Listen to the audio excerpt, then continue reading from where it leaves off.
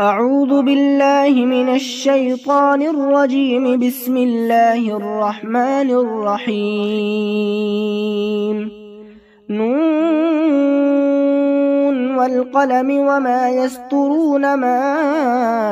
أنت بنعمة ربك بمجنون وإن لك لأجرا غير ممنون وإنك لعلى خلق عظيم. فستبصر ويبصرون بأيكم المفتون. إن ربك هو أعلم بمن ضل عن سبيله وهو أعلم بالمهتدين. فلا تطع المكذبين ودوا لو تدهن فيدهنون ولا تطع كل حلاف مهين هماز مشاء بنميم مناع للخير معتد أثيم عتل بعد ذلك زنيم أن كان ذا مال وبنين إذا تتلى عليه آياتنا قال أساطير الأولين سنسمه على الخرطوم إنا بلوناهم كما بلونا أصحاب الجنة إذ أقسموا ليصرمنها مصبحين ولا يستثنون فطاف عليها طائف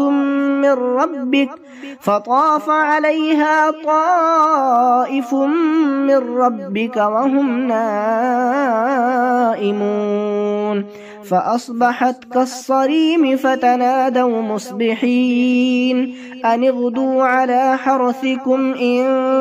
كنتم صارمين فانطلقوا وهم يتخافتون ألا يدخلنها اليوم عليكم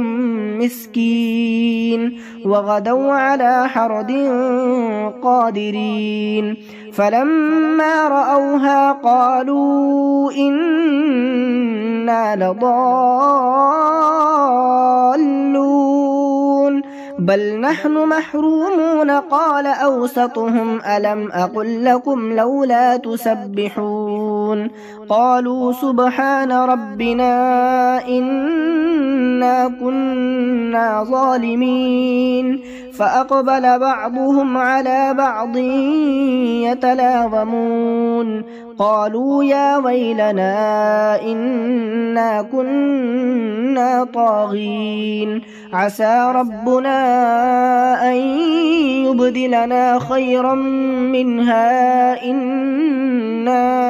إلى ربنا راغبون كذلك العذاب ولعذاب الآخرة أكبر لو كانوا يعلمون إن للمتقين عند ربهم جنات النعيم أفنجعل المسلمين كالمجرمين ما لكم كيف تحكمون أم لكم كتاب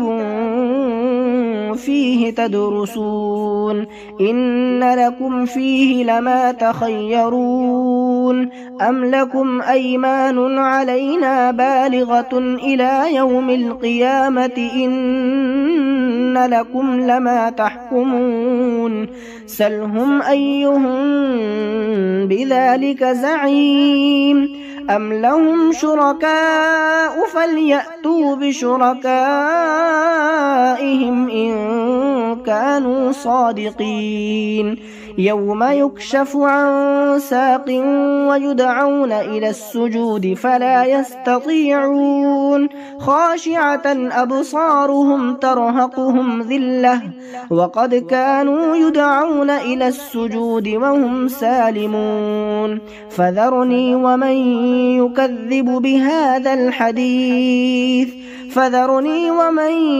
يكذب بهذا الحديث سنستدرجهم من حيث لا يعلمون يعملون وأملي لهم إن كيدي متين أم تسألهم أجرا فهم من مغرم مثقلون أم عندهم الغيب فهم يكتبون فاصبر لحكم ربك ولا تكن كصاحب الحوت إذ نادى وهو مظلوم لولا أن تداركه نعمة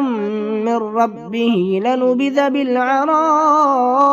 وهو مذموم فاجتباه ربه فجعله من الصالحين وإن يكاد الذين كفروا ليزلقونك بأبصارهم لما سمعوا الذكر ويقولون إنه لمجنون وما هو إلا ذكر للعالمين.